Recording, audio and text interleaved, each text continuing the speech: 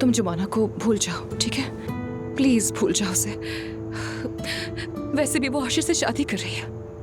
मालूम है। आराम आराम से ऊपर चलो, हाँ ठीक है? हाँ आराम से अपना सहारा लो। हाँ।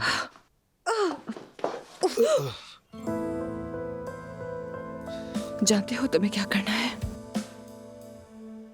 अपनी जिंदगी में आगे बढ़ना है।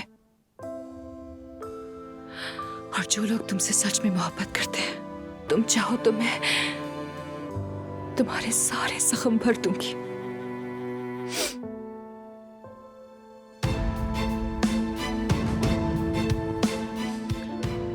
मैं तुम्हें कभी भी नहीं छोड़ूंगी।